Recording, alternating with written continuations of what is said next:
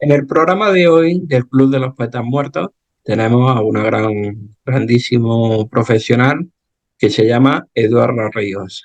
Bueno, Eduardo, ¿nos podrías decir quién eres?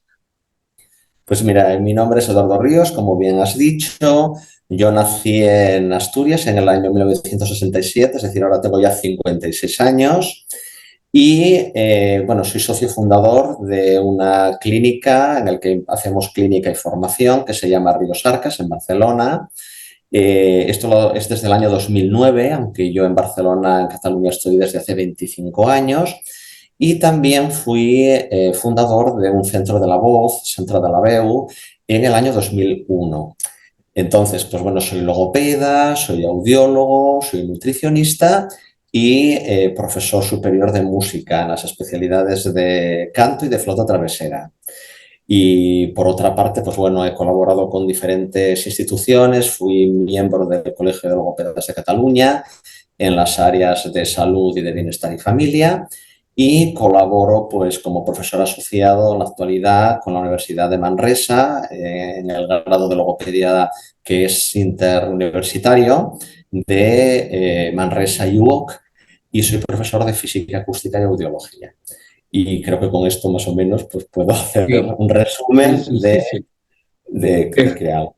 Efectivamente. Pues como te he dicho, Eduardo, es un gran privilegio poder contar contigo. Y no sé si te lo han preguntado alguna vez, pero ¿qué te llevó a querer ser logopeda? Bueno, esto tiene una historia larga, porque y también tiene que ver un poco con el número de estudios que realice. Entonces, voy a hacer un resumen corto, pero que creo que puede ser además ilustrativo, porque al contrario de lo que ocurre ahora con muchos profesionales que lo que hacen es hacer unos estudios y luego especializarse, en mi caso quizás ha sido un poco lo contrario. Es decir, yo empecé a estudiar música, yo mi primera formación es como músico y acabé mi primera carrera con 17 años como profesor de flauta travesera. Entonces empecé a trabajar en un conservatorio privado, en una escuela de música privada en Oviedo. Y resulta que allí, pues bueno, impartía pues lo que eran lecciones de lenguaje musical, de coro, etcétera, etcétera, y me cansaba la voz. Es decir, como yo trabajaba muchísimo, pues yo tenía problemas de voz. Allí conocí a una profesora de canto, que era mi compañera, con la que estuve trabajando durante 2 años técnica vocal. A partir de aquí, ¿qué ocurrió? Pues que, bueno, yo hacía mis ejercicios, mis cosas, pero bueno, mi objetivo principal era no cansarme la voz y, sobre todo, el mejorar la técnica de tocar. Claro, en aquel momento la logopedia no existía ni como carrera ni como nada. Y entonces, en todo el ámbito europeo, los profesionales que hacían un poco el trabajo de la voz, sobre todo en este aspecto, eran o los profesores de teatro o los profesores de canto. Los oyentes que nos están escuchando recuerdan, por ejemplo, la película de El discurso del rey, la persona que trabajaba era actor. Es decir, no existían los logopedas en aquel momento, Efectivamente. subieron muchísimo más tarde. ¿Qué ocurrió? Pues que bueno, yo a partir de ahí empecé a trabajar con el profesor de esta profesora, que era una señora, bueno, esta profesora se llama Dolores Suárez, le tengo muchísimo cariño y quiero que aparezca el nombre porque aprendí muchísimo de ella. Y a su vez conocí a su profesor, que era un profesor alemán, que se llamaba Helmut Lips. Entonces con él luego ya desarrollé todo lo que es la forma de cantar y bueno, hice canto. Es decir, yo tocaba en la orquesta sinfónica, hacía pues conciertos de flauta, impartía también clases como flautista, pero descubrí el mundo de la voz a través del canto, entonces, bueno, pues cantaba ópera, cantaba y me gustaba mucho. Es decir, era algo que no tenía nada que ver. ¿Qué ocurrió? Que a partir de ahí a mí me empezaron a derivar médicos y muchas más personas a personas para poder rehabilitar la voz. Entonces yo a través del canto iba rehabilitando la voz. Claro, ¿qué ocurrió? Yo estuve dando pues unas cuantas vueltas pues por toda Europa, etcétera, etcétera, haciendo pues lo que es la parte más artística y en el año 98 llego a Barcelona. Entonces llegó a Barcelona y empecé a trabajar en una escuela de teatro en la que impartía pues clases de voz. Y claro, ¿qué ocurría? Que había muchísimas personas que ya en aquel momento era muy difícil el trabajar desde un punto de vista artístico, porque la gran mayoría de las personas tenían problemas. Es decir, había que limpiar la voz primero antes de poder trabajar la voz artística. Y esto ya podemos ligarlo luego un poco con el concepto de la disodea y de los problemas de la voz en el canto, ¿no? La voz artística.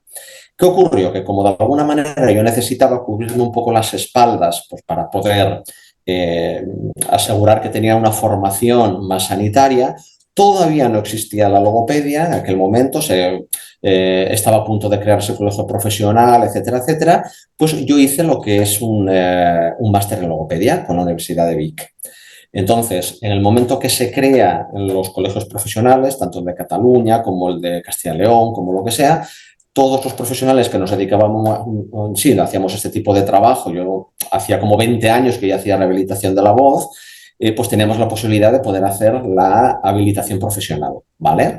Y entonces yo entré en el mundo del ámbito sanitario como habilitación como tantos otros, personas de mi edad, incluso profesores de universidad, que como no existían los estudios reglados de logopedia, entrábamos ahí a través de esa habilitación profesional, ¿no? Esto también ocurrió con otros profesionales, por ejemplo, con los pediatras. Es decir, los primeros pediatras que hubo en España entraron por homologación, no existía la especialidad. Esto lo digo porque hay colegas que es como que desprecian un poco a los habilitados, ¿no? Pero es que, claro, no existía otra opción, ¿no? No existía el grado, no existía Sí, sí. nada, ni la diplomatura, y la manera de entrar en esos estudios era a través de la habilitación, obviamente demostrando que tú tenías conocimientos de eso, claro, y que habías tenido pues, una experiencia laboral, habías trabajado en distintos estamentos, en distintas estructuras, y yo esto lo podría acreditar, ¿no? Entonces, bueno, a partir de ahí, ¿qué ocurre? Empiezo a trabajar como logopeda como tal y claro, veo que sí, yo como experto en voz, porque mi formación era un profesor de canto, y empiezo a trabajar con la voz. Pero claro, ¿qué ocurre?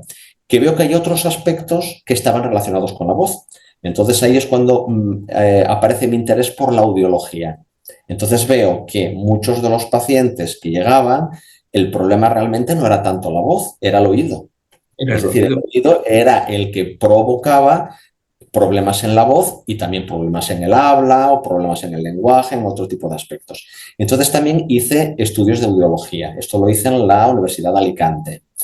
Entonces, a partir de ahí también entro en la Asociación Española AEDA, soy miembro de AEDA y a partir de ahí pues también trabajo como audiólogo aquí en mi clínica. Hago pues todo lo que es la parte evaluativa, de la audición, etcétera, etcétera. Claro, ¿qué ocurre? Que sigues trabajando y te das cuenta que hay más cosas. Entonces eso me lleva a ver que, por ejemplo, hay problemas de la voz relacionados con el reflujo, con una serie de cosas, y esto me lleva a hacer estudios de nutrición. Entonces hago también estudios de nutrición. Y entonces, claro, esto que te comentaba antes, ¿no? Que a mí esto me ha permitido que cuando yo ahora veo un paciente, el poder ampliar los conocimientos te permite tener una visión muy transversal tanto desde el canto como desde la logopedia, como desde la medicina, de la audiología, de la nutrición, etcétera, etcétera. Claro, yo veo que ahora se está haciendo un poco lo contrario, que hay colegas que a lo mejor son logopedas, tienes una visión general y luego son expertos solamente en voz.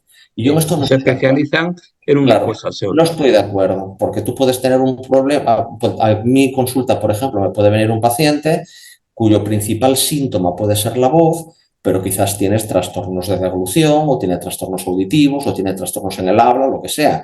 Y claro, a ese paciente tenemos que facilitarle un poco el trabajo, porque si no, ¿cuántos logopedas necesita? Claro, no puede pasar por 30 logopedas. Al menos puede ser que a ti te gusta más trabajar voz o tú te gusta trabajar más el lenguaje o lo que sea.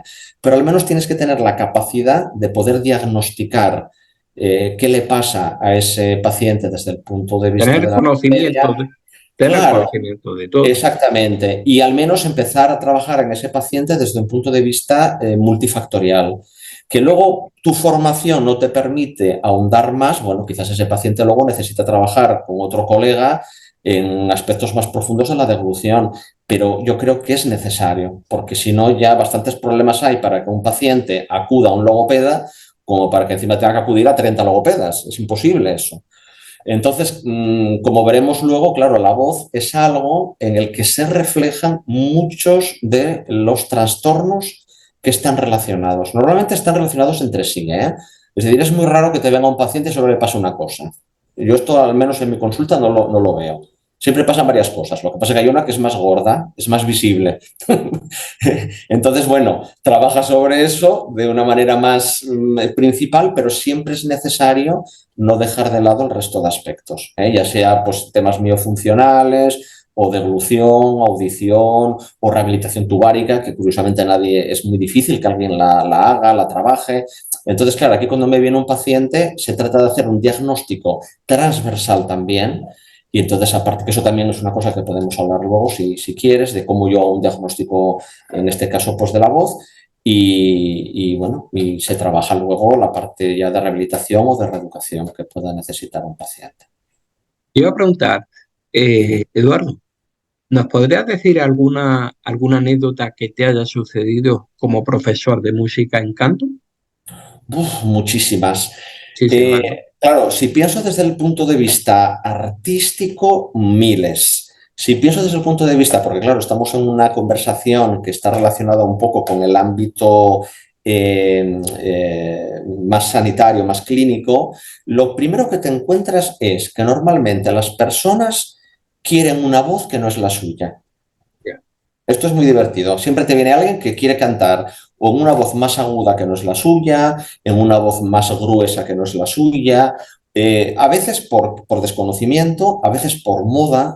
Es decir, yo siempre digo a mis pacientes que yo he pasado por todas las modas. He pasado por la moda del aire, por la moda de la constricción, por la moda de la voz nasal, por todas las que te puedes imaginar.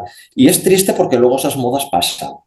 Entonces, claro, lo más interesante que te puedo decir es eso, que alguien te viene y dice, mira, mira qué bien canto, y tú los oyes y dices, bueno, pues vale. Artísticamente puede ser interesante, pero Sí. claro, funcionalmente no. Es decir, yo siempre les comento que llevo como dos sombreros, ¿no? Llevo el sombrero de profesor de canto y llevo el sombrero de logopeda. Claro, ¿qué ocurre? Que cuando tú ves solamente la parte artística, pues hoy en día cualquier cosa puede ser útil, puede ser artístico. Claro, la cuestión está dónde está el límite de la salud, ¿no? Cuando eso luego empieza a ser un problema o cuando ese tipo de sonido no se puede mantener en el tiempo. Y entonces es ahí cuando luego los pacientes ya acuden pidiendo ayuda. ¿De acuerdo? Así que quizás es un poco la anécdota de que siempre que alguien abre la boca es muy difícil que sea honesto, que utilice la voz que realmente le sale sin que haya demasiados artificios. Eso Claro. sería. Entonces a veces pues te puede parecer divertido y a veces también triste. Es decir, esta persona con la voz que tiene que no lo sabe, ¿por qué está cantando así, no? ¿Por qué está hablando de esta forma? Y Esto muchas es, veces lo malo es que nos reímos porque nos hace gracia, claro, pero a ella o a él le está afectando negativamente. totalmente, totalmente. Bueno, o a veces no, porque a veces las personas hacen eso, quizás se están matando por dentro, pero bueno, la gente dice que bien cantas, porque es un sonido que puede estar aceptado. Es decir, el concepto de risa Sí, o no risa, claro, hay gente que a lo mejor hay personas o actores o cantantes que quizás necesitan un registro cómico para el trabajo que están haciendo. Tú les oyes y te hace gracia, pero desde el punto de vista artístico está muy bien.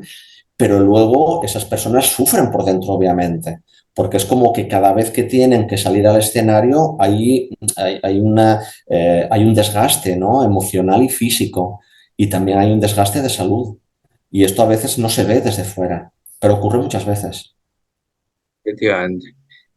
Precisamente hoy con Eduardo íbamos a tratar el tema de la disodea. Ujú. Y bueno, te quería preguntar, ya tratando en la entrevista este tema, ¿qué es la disodea? Bien, la Para que disodea, para que nos nos pusiera un entienda, poco sí, pues, para que nos entiendan las personas que nos van a escuchar, la disodea sería el equivalente a a la disfonía en la voz hablada. Es decir, es cualquier alteración que provoque una dificultad a la hora de emitir voz cantada, que provoque pues, malestar, provoque dolor o incapacidad de poder mantener eso. Claro, ¿qué ocurre? Hay personas que pueden tener una disfonía en la voz hablada, que obviamente sí que va a transferirse a la voz cantada, aunque no siempre es así. Hay personas que tienen más capacidad como de enmascarar la voz cantada y también ocurre al contrario.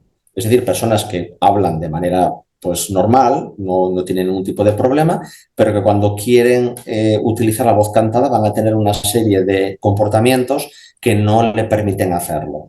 Pues o que no puedan hacer una voz, una nota aguda, o que les salga un gallo, o que tengan roturas en la voz, o que no lleguen al final de las frases, o que desafinen, o mil elementos que luego podemos, si quieres, comentarlos más Perfecto. tranquilamente, ¿vale? Pero básicamente, en términos generales, sería disfonía, voz hablada,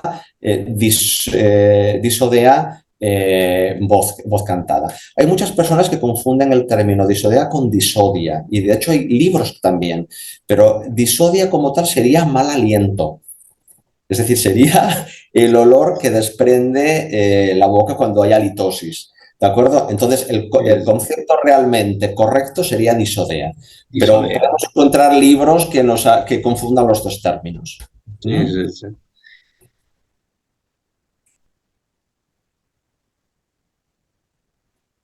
¿Y en qué consiste la disodea? Bueno, la disodea, como te comentaba, es esto, es una manifestación clínica y puede ser clínica, puede ser funcional, claro, depende qué es lo que lo provoque. También pasa lo mismo con las disfonías. Hay personas que tienen una voz alterada, se cansan, no pueden acabar de emitir la voz como querrían, si tienen que hablar pues durante 10 minutos ya no pueden, y entonces hay una serie de manifestaciones. ¿Pero qué ocurre?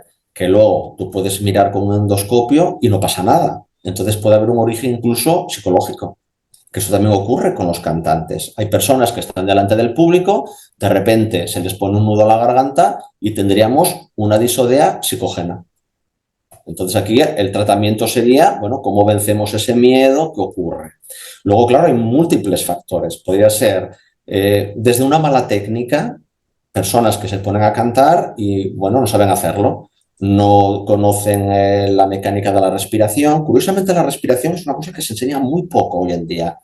Si nosotros tomamos como referencia cantantes importantes del pasado, que siempre tenemos como referencia a los cantantes de la ópera, es muy raro tener cantantes de ópera en el pasado que tuviesen problemas graves cantando. ¿Por qué? Porque se entrenaban mucho, eran como, de alguna manera, el ejemplo a seguir. Y además muchos cantantes cantaban hasta que se morían. Tenemos el ejemplo, por ejemplo, de Alfredo Kraus, ¿no? Que era un cantante pues, muy famoso aquí en España y cantaba hasta no muchos años antes de que se morían y cantaba muy bien y no les pasaba nada. Claro, hoy en día esto es muy raro, es decir, hay cantantes que incluso ya a partir de los 25 o 30 años empiezan a tener problemas.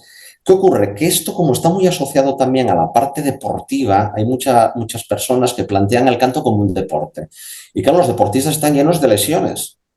Es decir, yo Efectivamente. tuve experiencias trabajando con deportistas profesionales olímpicos y cuando tú les decías, bueno, preséntate, y toda la gente decía, me llamo Pepito y tengo lesiones aquí, aquí, aquí, aquí. Digo, vaya presentación, ¿no?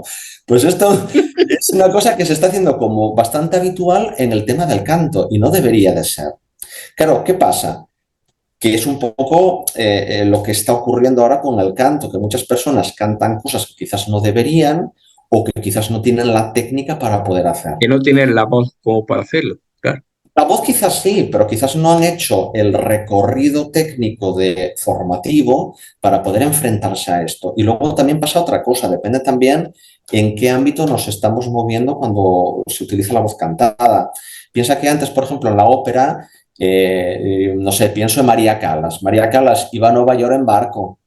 Entonces, claro, ella tenía pues, su crucero maravilloso que tardaba un mes en llegar y ya está. No hay ningún problema. Tenía tiempo para descansar y todo lo que quieras. Hoy en día, un cantante de ópera puede estar cantando hoy en Madrid y mañana está cantando en Nueva York.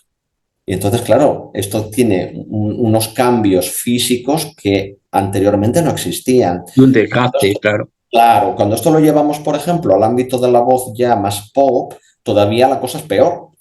Porque claro, ¿qué ocurre? Hay otra serie de sonidos que son mucho más agresivos, son personas que también son más reticentes a trabajar desde un punto de vista técnico.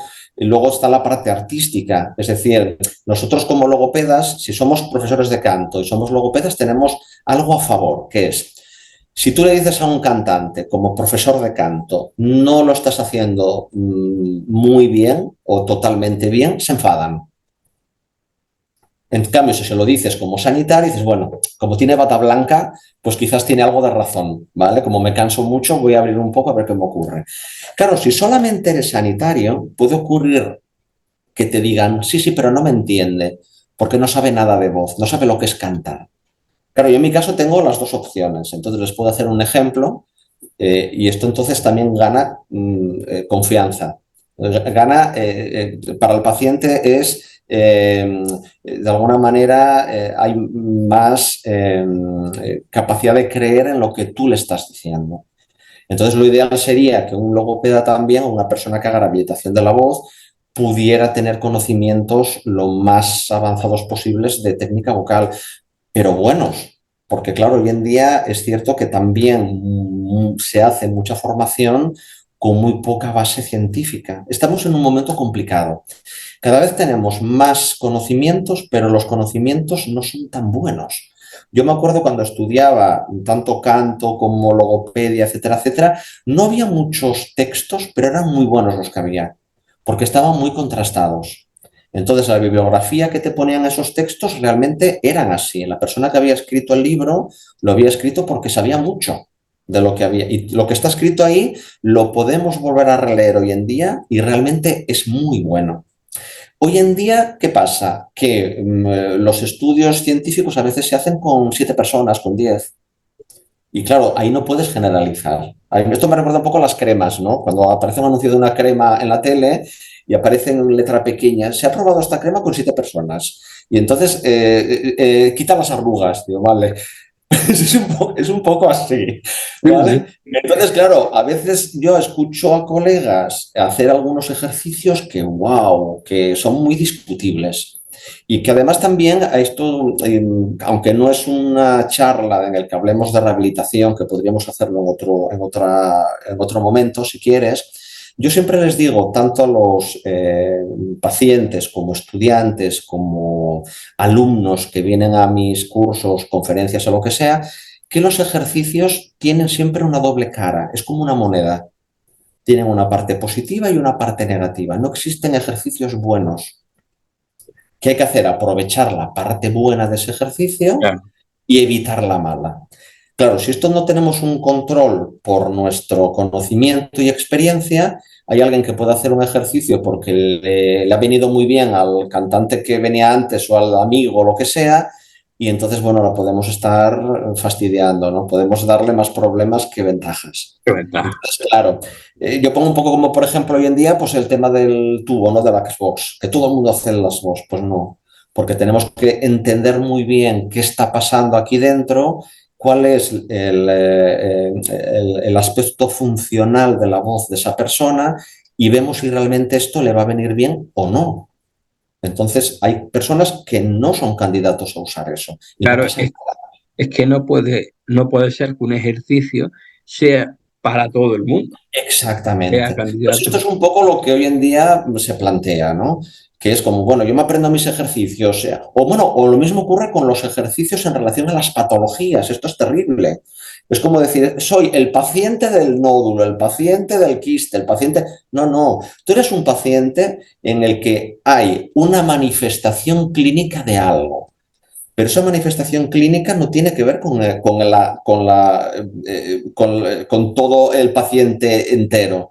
Entonces tenemos que hacer un estudio de qué ocurre. Por eso para mí es tan importante la audición, la nutrición, un montón de cosas que son los que probablemente han llevado a ese problema. Pero claro, no es decir, bueno, como tengo un nódulo, hago esto. Como tengo un pólipo, hago esto. Como tengo una parálisis, hago esto. No funciona así. O como Además, esta persona no tiene problemas para afinar, hago esto. No, no, no, no además, funciona. cada persona es un mundo. A unos Exacto. les pueden venir bien, pero a otros les pueden venir mal. Claro. Claro, por eso también aquí entra otro concepto, que son, por ejemplo, las sesiones tanto de rehabilitación como de entrenamiento, en este caso estamos hablando de la voz cantada, en grupo. En grupo pues puedes trabajar cosas muy generales. Esto ocurre, por ejemplo, con los coros. Que cuando hay que trabajar con un coro, que a veces a mí me llaman y dicen, oye, pues queremos que les des unas clases al coro y tienes 50 personas. con estructuras totalmente diferentes. Bueno, pues tratas cosas muy generales, obviamente. Pues puedes tratar cosas como la respiración, puedes tratar cosas, pues bueno, como una emisión, una colocación de la voz muy básica, pero no puedes estar trabajando cosas demasiado profundas porque cada persona tiene aspectos diferentes y quizás una persona necesita hacer algo con los labios concreto y la de al lado lo contrario, porque la estructura es totalmente distinta. Entonces, claro, no es tan fácil. Realmente nuestra profesión es apasionante porque tenemos que dirigirla a cada una de las personas en el Cada ámbito en el in- que trabajemos. claro, a cada individuo en concreto. Efectivamente. Y esto quizás hoy en día estamos en un momento histórico en el que no es tan sencillo, porque claro, las personas quieren pues en 5 sesiones solucionarlo, si son en grupo mejor, si son online mejor. Claro, online quizás no hay otra opción, pero claro, son muy limitadas también, porque muchas veces hay que tocar al paciente y el paciente te tiene que tocar a ti.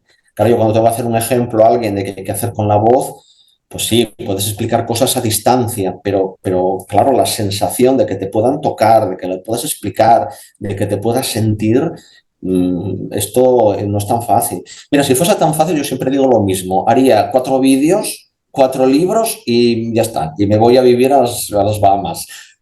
Sería facilísimo. Pero claro, quizás lo que más me gusta a mí es la individualidad de cada persona. Si fuese para todo el mundo igual, probablemente estaría dedicándome a otra cosa. Eduardo, te iba a preguntar, ¿qué aspectos intervienen para que se manifieste un caso de disodea? Bien, como hemos comentado anteriormente, una disodea es la manifestación artística que tiene un cantante cuando está utilizando la voz cantada. ¿Qué puede ocurrir? Puede ocurrir, como habíamos dicho anteriormente, pues que tenga dificultades para hacer una nota concreta, que tenga dificultades, por ejemplo, para mantener una frase larga, que tenga temblor en la voz, que tenga, por ejemplo, dificultades de proyección, si, por ejemplo, una persona tiene que cantar ópera y no tiene micrófono. Entonces, claro, todo esto son manifestaciones que de alguna manera están relacionados con el concepto. Pero claro, una cosa son las manifestaciones y otra cosa son los orígenes de estas manifestaciones. Entonces aquí sí que podemos relacionar directamente el concepto de disodea también con la disfonía en la voz hablada. Entonces, ¿qué pasa? Hay unos elementos básicos que pueden hacer que una voz cantada no esté funcionando como querríamos. Partimos de un buen conocimiento de cómo funciona la parte corporal. Una parte corporal no significa que tenemos que estar estáticos y como una estatua, no significa esto. Pero qué dinámicas hay entre las distintas musculatura para que todos los elementos en juego, tanto musculares como musculoesqueléticos, estén funcionando de forma libre y entonces la voz pueda manifestarse. Claro, solamente esto no es suficiente. Ahí habría que añadirle también una buena coordinación de respiración, que esto es un mundo. Porque, claro, luego cada persona, sobre todo si son profesores de canto que no tienen muchos conocimientos fisiológicos, explican un poco pues, lo que pueden. Y a veces no tiene nada que ver con la fisiología, no tiene nada que ver con la medicina, ¿no? Y también ocurre lo contrario, es decir, si tenemos un logopeda o un fonoaudiólogo que quizás tiene conocimientos, pero no ha cantado nunca nada, también va a tener dificultades para poder hacer un pequeño ejemplo de cómo un cantante puede solucionar quizás la emisión de una nota concreta. Otro aspecto muy importante sería que ocurre a nivel de toda la parte articulatoria. En el canto es muy importante qué ocurre con el aspecto miofuncional, qué pasa con los dientes, funcionamiento de labios, funcionamiento del paladar, funcionamiento de la deglución, masticación, todo esto es muy importante y sobre todo la pronunciación. Es decir, en el canto lo que ocurre, por ejemplo, en el canto clásico, la ópera nació en Italia por algo. No nació y los quiero mucho, mis compañeros fonoaudiólogos de Portugal, pero no nació en Portugal, ¿por qué? Porque el idioma está muy alejado de la vibración que necesita para poder proyectar la voz con el aspecto que necesita la ópera. Entonces nació en Italia, ¿por qué? porque allí cantaban en la calle las canciones napolitanas y se escuchaba en todo el pueblo. Es decir, era un idioma que ya de forma natural permitía hacer eso. Entonces, en aquella época, cuando nace la ópera en el comienzos del barroco, ¿qué ocurre? Todos los compositores, ya podían ser Mozart, que era austriaco, Händel, que era inglés, componían en italiano. ¿Por qué? Porque era el idioma que, además de que estaba de moda, facilitaba que la voz pudiera funcionar en los teatros. ¿Qué ocurre? Que luego, bueno, la gente empezó a pensar y decir, a ver, si en este país, en Italia, abren la boca y esto más o menos funciona, ¿cómo podemos hacer que esto vaya pasando al resto de idiomas? Esto es un poco el desarrollo del concepto del bel canto y que ocurre con el mundo de la ópera. Claro, luego va pasando la historia y llegan los micrófonos, llega el rock, llega la voz rasgada, llegan otra serie de elementos. Y claro, esos sonidos son artísticamente bonitos, pero no son tan sencillos de mantener desde un punto de vista saludable. Luego otro aspecto también que está relacionado con que una voz funcione bien y que nos permita que la voz cantada de alguna manera se manifieste correctamente y que no se produzca una disonía es el concepto de la impostación, que este es un concepto muy difícil también de explicar. Para mí impostación tiene que ver el contacto de la voz con los elementos de resonancia que tenemos. Y claro, resonancia no significa más grande, porque si no, por esta regla de tres, un violín, en lugar de hacerlo del tamaño que tiene, lo haríamos del tamaño de, bueno, pues de un contrabajo. Y es pequeñito. ¿Por qué es pequeñito? Porque para ese sonido, esto ya lo han hecho desde que existían los Stradivarius y los primeros violines que se hicieron. Claro, ¿qué ocurre? Vieron que ese era el tamaño ideal para ese sonido. Entonces, como cada persona va a tener una clasificación vocal concreta, que eso también es un concepto importante, es decir, qué clasificación vocal tenemos, si tenemos una voz aguda o una voz grave. Si vamos ampliando el término, si es una voz de tenor, barítono y bajo para los hombres, o de soprano, mezzosoprano, contralto para las mujeres. Claro, esto tiene mucho que ver con la estructura genética que tiene una persona, con cómo son sus cuerdas vocales, etcétera, etcétera. Entonces, claro, hay una serie de estructuras que cuando nacemos ya, esto funciona. Siempre nos ponen de ejemplo el por qué un niño cuando llora, llora un montón de horas y no le pasa nada. Bueno, pues porque su sistema está en equilibrio. Claro, ¿qué ocurre? Que cuando ese sistema nosotros lo cambiamos porque nos gusta un cantante concreto, pues bueno, aquí empiezan los problemas.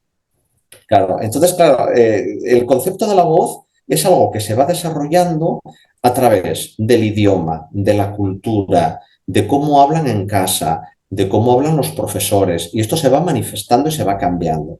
Hay personas que lo van a poder mantener en su voz hablada o cantada de una forma sana, y hay personas que ya incluso desde pequeños, y esto cada vez lo vemos más, van a empezar a entrar en disfonías y en alteraciones clínicas. ¿Pero por qué? Porque los ejemplos que hay, pues bueno, no son tan saludables. Es decir, anteriormente tú escuchabas un cantante y ese cantante, bueno, tenía una calidad concreta y aunque tú lo imitaras, era una imitación que no estaba tan mal. Claro, ahora sí tú imitas a un cantante que por lo que sea no tiene una voz muy saludable, probablemente vas a acabar con algún tipo de patología. Siempre explico como ejemplo lo que es la voz con aire, que esto es algo muy interesante porque nacen en los clubs de jazz de Nueva Orleans. ¿Por qué? Porque se fumaba mucho. Entonces, cuando allí la gente ya cantaba, ¿qué pasaba? Pues que iban teniendo problemillas relacionados con el humo del tabaco, las voces eran con aire, era un poco... Y luego esto, pues bueno, sonaba bonito.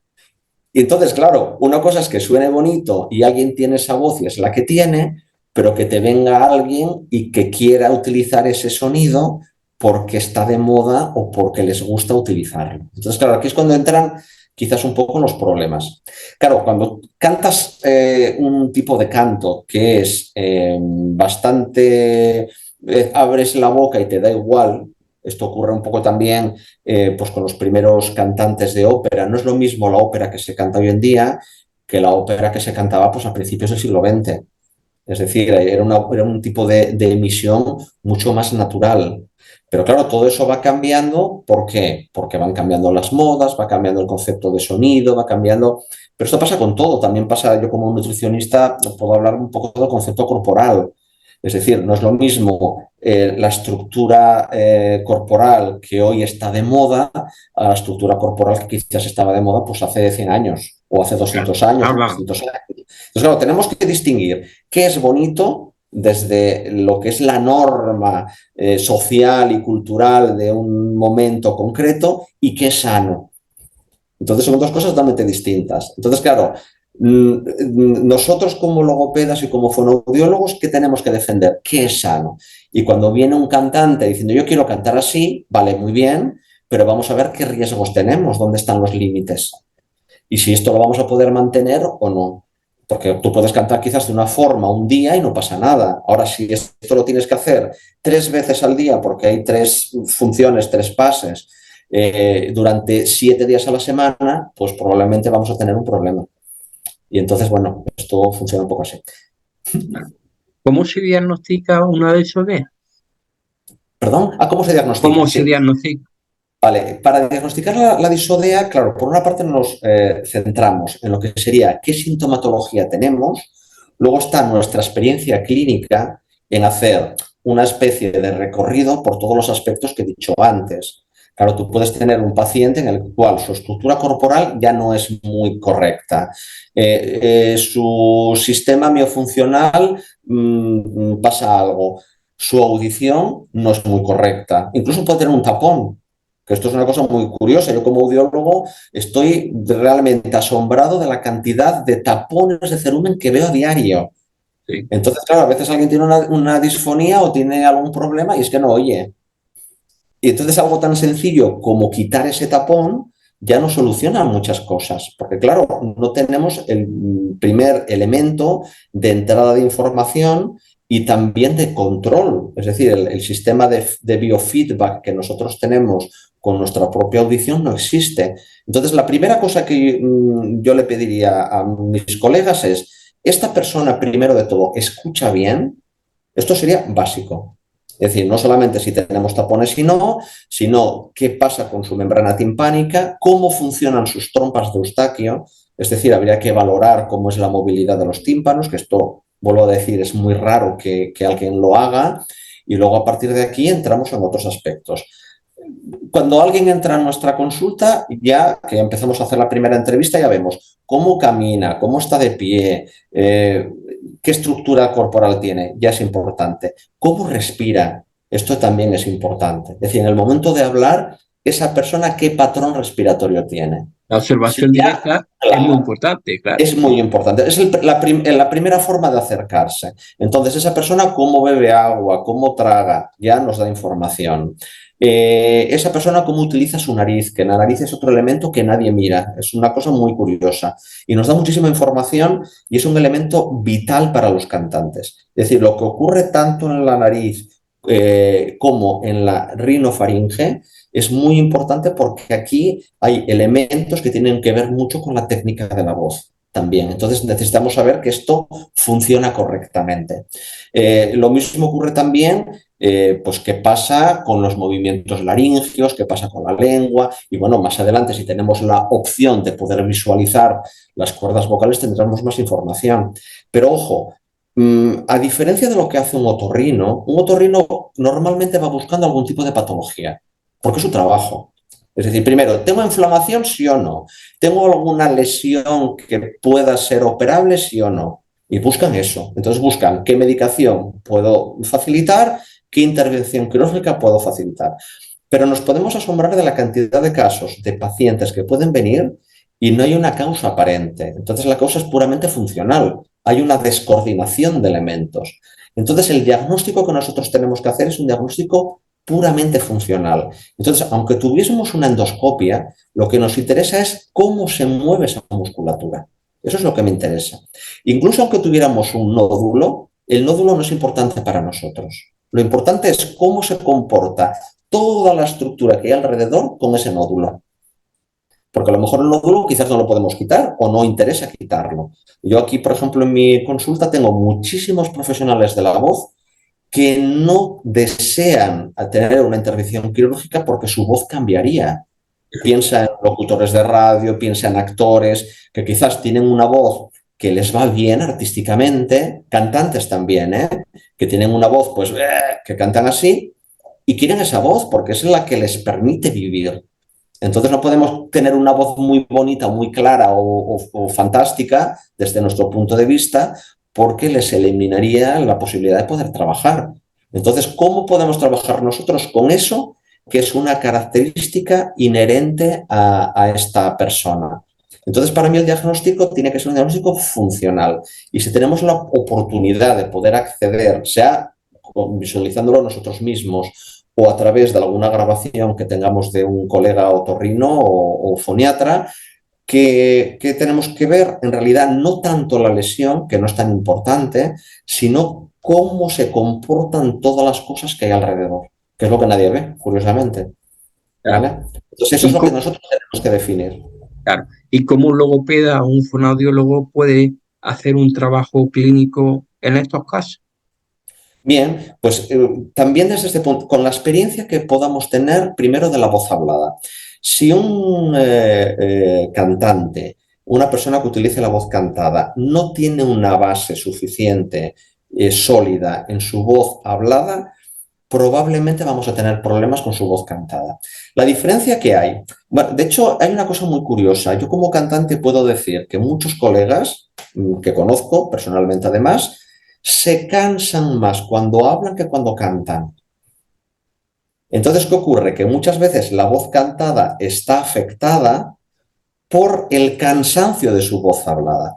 Y luego hay determinados espectáculos, por ejemplo la zarzuela, o también otro tipo de óperas serias que tienen no tienen recitativos, tienen lo que serían las arias y luego tienen texto, como en el teatro. Pues les da mucha más dificultad la parte de la voz hablada que cuando tienen que cantar. ¿Por qué? Porque se han entrenado muy bien cantando, pero luego nadie les ha dicho nada de qué tienen que hacer a la hora de hablar. Entonces hay como una desconexión total hoy en día entre lo que es la voz hablada y la voz cantada. Es muy curioso. Las escuelas de teatro pueden trabajar la voz hablada de una forma, pero tampoco trabajan lo que es el concepto de vibración, el concepto de impostación.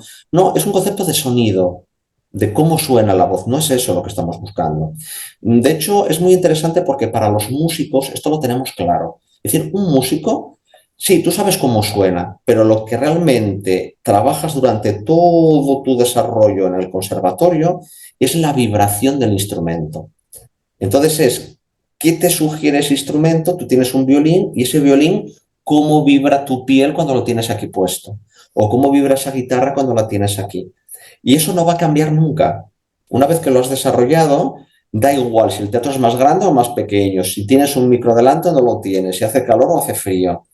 Y esto también un cantante lo tiene que desarrollar, porque eso no va a cambiar nunca. En cambio, el sonido sí. El sonido, dependiendo de la sala, cambia, dependiendo de la presión atmosférica, cambia, de la temperatura, cambia, de si hay más músicos detrás tuyo o no, cambia. Entonces, claro, eso es muy complicado porque o tienes muchos años de desarrollo o tienes alguien que te lo explica.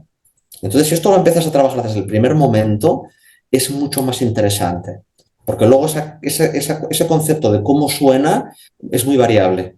Y esto muchas veces les confunde mucho a los cantantes, no lo pueden controlar. Pero no lo pueden controlar porque no es controlable. En cambio, la vibración sí, es estable. Es decir, tú cuando sabes si te vibra la cara de una manera concreta, esa vibración va a estar ahí siempre. Y entonces esto te va a dar una estabilidad a la hora de qué estás haciendo en el momento de cantar. Eh, y luego, claro, los caminos son realmente bidireccionales. Si tú tienes una muy buena técnica de voz hablada, probablemente vas a poder pasar muchos elementos a la voz cantada y al contrario. Es decir, para mí normalmente, yo como soy profesor de canto, con todos los pacientes, aunque estemos trabajando voz hablada, partimos mucho del canto para llevarlo ahí. Pero claro, es un concepto de cómo trabajamos ese canto, a través de esas vibraciones, a través de un trabajo con mucha conciencia para poder transferir luego todo eso a la voz hablada. No solamente, bueno, pues como hay que cantar, venga, cantamos una canción infantil. No, eso no sirve. No es que yo afino y hago dos notas o canto una canción, no es eso el concepto, es otra cosa. Es decir, el canto lo que nos permite es trabajar esas vibraciones de la voz cantada a un nivel mucho más elevado, mucho más preciso que la voz hablada. Pero luego, una vez que los tienes, tú puedes transferir eso a la voz hablada y poder cantar y hablar con la misma estructura. Pero se podría hacer al revés, ¿eh? Porque antes se hacía. Es decir, cuando de alguna manera se trabajaba la voz hablada de otra forma que no se está trabajando ahora, esto son cosas para hablar durante horas, también se transfería hacia la voz cantada. Y esto es interesante porque antes en los conservatorios, aquí en España, por ejemplo, teníamos conservatorios de música y declamación, iban juntos. Un conservatorio y una escuela de teatro era la misma cosa y luego Se desaparecieron, diversifica. se dividieron. Y bueno, y esto es lo que ocurre. Lo que comentábamos antes, el dividir a veces no es tan bueno. Entonces, yo trabajo solo de evolución. Bueno, pues no. Porque a veces para esa persona que tiene problemas de devolución, igual le viene bien hacer ejercicios de voz y al contrario. ¿Me entiendes? Es decir, que Sí, sí, sí. claro, es la misma estructura que se está moviendo para dos funciones distintas, pero que en realidad es la misma musculatura, ¿no? Y nos pueden ayudar. Eduardo, te iba a preguntar, ¿de qué manera se ha visto afectada la voz durante el tiempo de pandemia? Pues Desde tu experiencia. sí, de manera importante, en varias razones. Primera, con los niños, por ejemplo, tanto la voz como el habla, los dos aspectos, por la cuestión de aislamiento social. Entonces, el hecho de no usar la voz llega un momento en que, bueno, en que hay una cierta hipotonía funcional. Luego también todo lo que tiene que, teniendo en cuenta que la pandemia, estamos hablando del COVID-19, es una enfermedad que afectaba directamente a la estructura respiratoria y lo que es los pulmones, obviamente afectaba directamente a lo que era toda la parte funcional de la voz. Entonces yo recuerdo que en época de pandemia y posterior hemos tenido muchos pacientes en los cuales hemos tenido que trabajar mucho teniendo en cuenta este aspecto, no solamente mientras tenían COVID, sino después, porque personas que han tenido un COVID persistente o que han tenido secuelas, bueno, hemos tenido que trabajar de manera muy ardua con este tipo de pacientes. Aquí, como todo, siempre necesitamos un buen diagnóstico. Porque claro, no solamente el COVID ha afectado lo que es la parte de respiración y voz, sabemos que ha afectado también la parte de olfato, de gusto, y al final estamos con lo mismo. Es decir, nosotros cuando trabajamos el paciente en su totalidad. Entonces, sí, la voz es una manifestación, pero muchas personas habían llegado aquí también porque su principal problema era no huelo, pero también le pasaba algo en la voz y no lo sabían, no se habían dado cuenta. ¿Por qué? Porque su principal problema era que no podían oler, pero no se habían dado cuenta de que la voz también estaba afectada.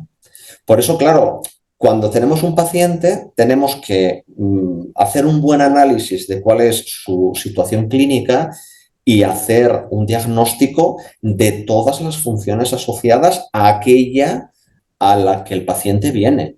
O al menos asegurarnos de que funciona bien. Es decir, alguien viene pues con un problema de voz, ¿vale? ¿Respira bien o no respira bien?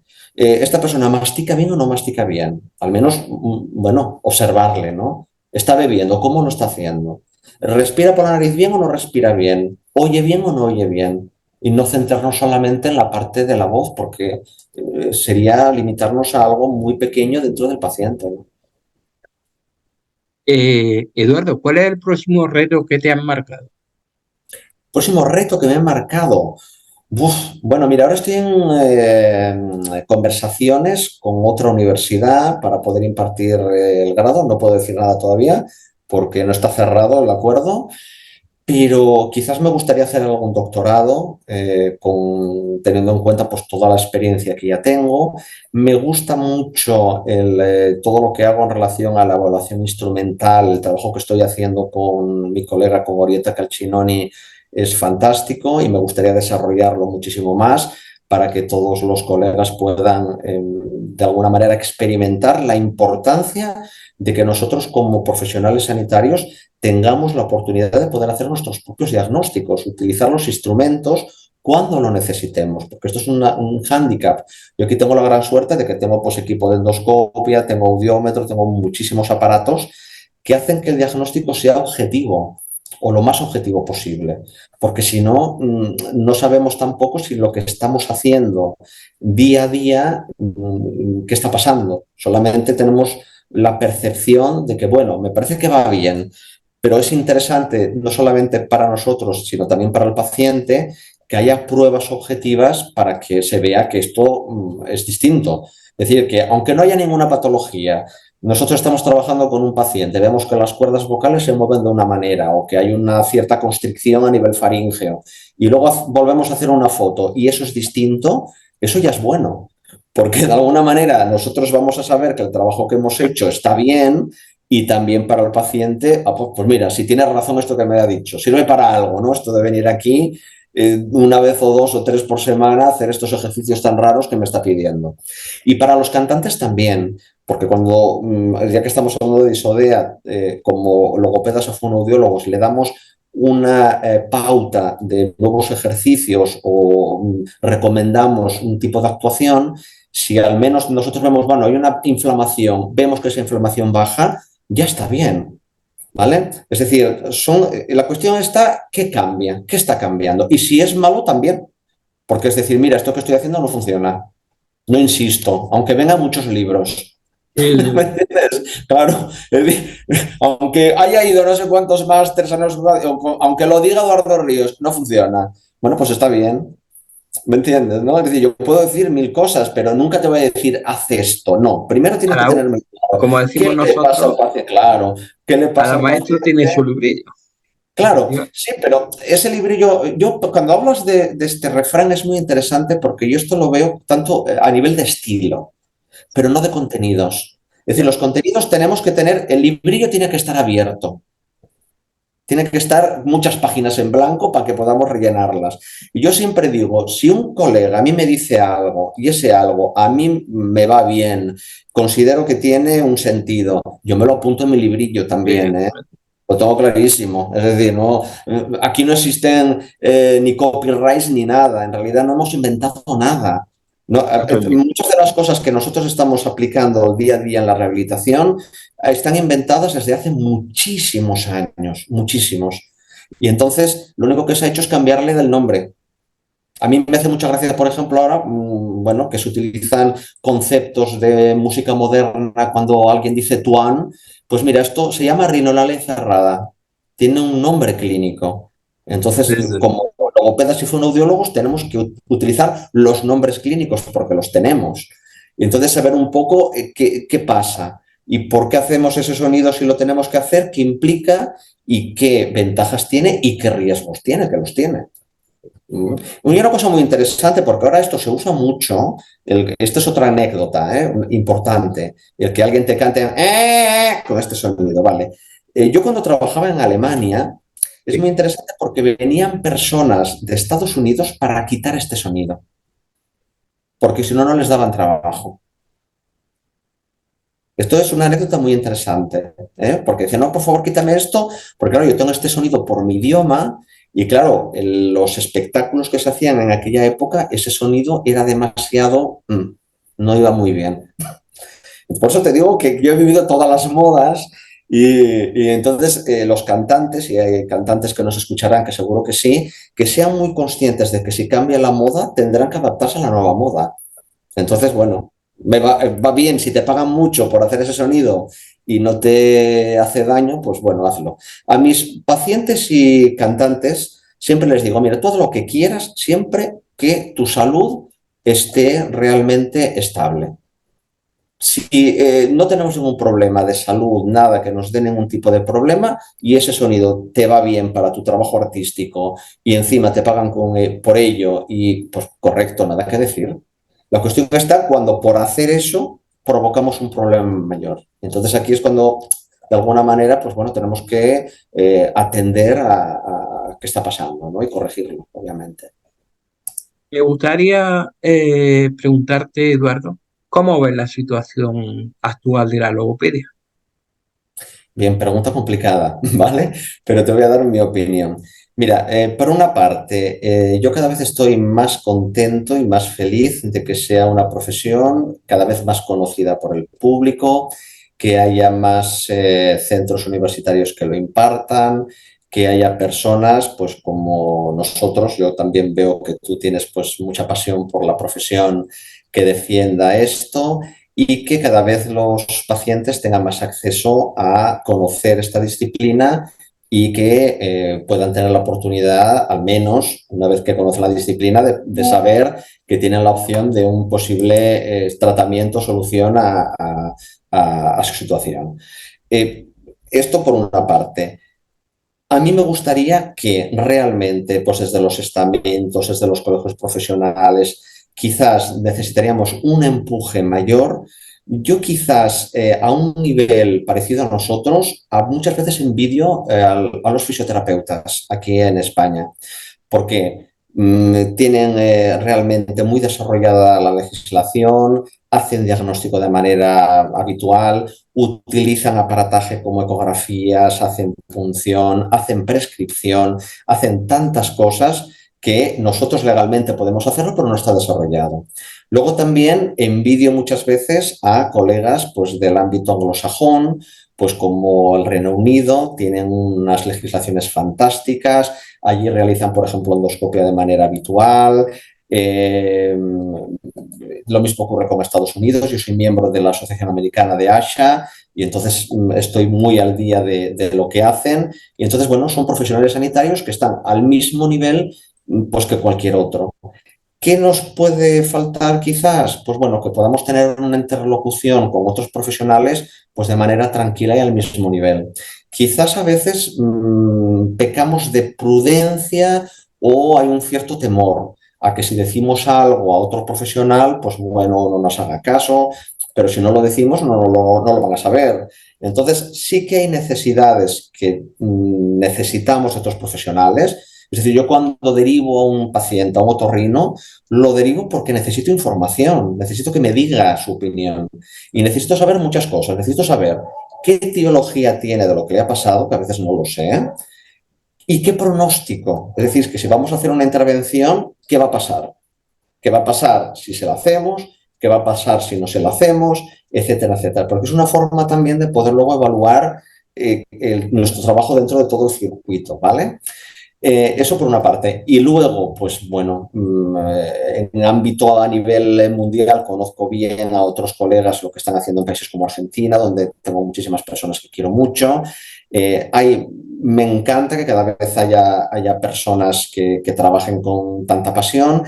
Me gustaría que, porque ahora está muy de moda, la especialización no aleje de la visión general del paciente, que es un poco lo que comentamos durante la entrevista. Es decir, que si eres especialista en voz, me parece muy bien, pero tienes que saber si ese paciente oye o no oye, si traga bien y no traga, si respira bien y no respira, este tipo de cosas. Lo mismo que si eres especialista en biofuncional, pues no todos son dientes, labios y lengua, hay más cosas en el mundo del paciente, ¿no? Entonces, aunque te dediques a hacer una cosa, no puedes desligarte de otra. Tampoco veo bien el que no se atienda al el rango total de la edad de los pacientes. Es decir, hay personas que quizás pues, tienen preferencia por trabajar con niños o por trabajar, pero por ejemplo nos olvidamos de los mayores y todos nos hacemos mayores. Yo ya tengo mis canas, mi edad y es un tipo de perfil de paciente que necesitará mucho trabajo y no solamente es, pues eso, trabajar en el ámbito de niños. Luego quizás me gustaría, al menos aquí en España, que hubiese un perfil más clínico, que lo estamos consiguiendo, y quizás menos educativo, aunque la parte educativa es muy importante. Es una parte que trabajamos los logopedas y obviamente está ahí. Pero incluso aunque trabajásemos la parte educativa, no perder el aspecto clínico. Porque muchas veces nos olvidamos de que un niño puede tener quizás una dislexia porque no oye. Con lo cual también Claro, tenemos que diagnosticar diagnosticar eso, tenemos que saber qué ocurre. No podemos esperar a que ese niño haga una visita no se sabe dónde y que le den una visita dentro de 3 meses, porque tenemos elementos de diagnóstico muy sencillos además a veces que nos están haciendo y deberíamos de hacer y conocer. Y entonces, claro, todos estos aspectos que yo hago en mi clínica diaria, bueno, yo animo a todos mis colegas pues que hagan lo mismo, porque está bien, a mí me gusta muchísimo la voz, pero si cuando viene un paciente por problemas de devolución, la atiendo exactamente, porque voy a aprender mucho. Es decir, a mí no me importa realmente trabajar con un paciente con aspectos neurológicos o que tenga que sea traqueotomizado o que tenga... Es que me da igual. Es decir, como logopeda, como fonoaudiólogo, trabajamos el paciente en toda su integridad, ¿no? Y pienso que es un reto el que cuando realmente tienes a alguien, es decir, vale, pues quizás no tengo el conocimiento, pero me pongo a estudiar, porque además eso te va a servir luego para esa especialización que aparentemente tienes, ¿no? Entonces, bueno, yo lo veo un poco así. Para mí es una visión global de los trastornos de la comunicación y todas las funciones asociadas, que es la definición que tiene la logopedia aquí en España, y yo no vería solamente trabajo, aunque soy especialista en voz, soy profesor de canto y cantante, para mí sería terrible solamente trabajar la voz, porque es que no la trabajaría, sería terrible. Es decir, para mí no solamente son las cuerdas vocales, no es eso, son muchas más cosas. Y entonces esto, todo este recorrido que yo he explicado a través de la entrevista de por qué he hecho pues canto, luego he hecho logopedia, luego biología, luego nutrición, para mí volvería a hacerlo mil y una Claro, vez. Y quedarse, quedarse con una cosa es quedarse cojo del claro, resto. exacto. Es decir, yo para mí son cosas que he ido añadiendo, pero no es una cosa que de repente la voy reduciendo, no, no, al contrario, porque pienso que de esta forma también puedo ayudar mucho más a los pacientes. Quizás esto también es un poco el concepto del médico antiguo de los pueblos, que quizás no eran especialistas, pero sabían muchísimo. Y a lo mejor te decía, mira, necesito que te vea realmente pues, un especialista para hacerte pruebas diagnósticas, pero estoy seguro que te pasa algo en el estómago o estoy seguro que te pasa algo en el pulmón. Y lo sabía, eran muy buenos. Y esto también se ha perdido. Es decir, que un paciente acude a medicina general y es como que, bueno, se quitan un poco el paciente de encima, ¿no? No vete a ver al especialista. Bueno, pero entonces, ¿qué hacemos? Ir a 30 especialistas porque hasta que te lo vean todo, y esto ocurre, ¿eh? Y a Sí, veces sí. me vienen pacientes con unos historiales así que han pasado por 30 millones de consultas. Y bueno, nosotros tenemos la suerte de que es una disciplina generalista que nos puede permitir el tener este ojo clínico que podamos quizás dar un cierto consejo a otros profesionales o escribir nuestra opinión bajo nuestro punto de vista. A este paciente le ocurre esto, míratelo, ¿vale? Porque mi experiencia me dice esto y yo creo que es útil. Sí, Bueno, es un poco lo que bastante. veo de logopedia, pero bueno, le veo muchísimo futuro y si realmente desde el aspecto político, el aspecto organizativo, el aspecto colegial de los colegios profesionales, esto realmente conseguimos avanzar, creo que podemos tener una profesión muy interesante y que tenga mucho valor, tanto desde el punto de vista clínico como social, desde el punto de vista de los pacientes. Con lo cual animo pues a todas las personas que estén interesadas en que estudien esta profesión porque merece la pena. Es muy, es muy buena esta profesión. Y Uh además -huh. es una profesión que tiene mucho futuro. Exacto. Uh -huh. Eduardo, darte las gracias. Ha Bueno, pues sido una gracias. entrevista, además de fructífera, muy, vamos, encantadora. Perfecto. Pues nada, encantado. Cuando necesites hacer otra cosa sobre otro aspecto, yo feliz de poder estar aquí con todos vosotros. Ha sido un privilegio contar hoy contigo y darte la enhorabuena por la carrera tan prestigiosa que has conseguido a base de mucho trabajo y que tiene lo Cierto. suyo. Y bueno, decirte que bueno, ha sido, estoy encantado de haber tenido el lujo de entrevistarte y que muchísimas gracias por haberte pasado por este humilde programa y habernos dejado tus sabios consejos que son muy importantes. Muchas gracias. Pues nada, cuídate. Igualmente.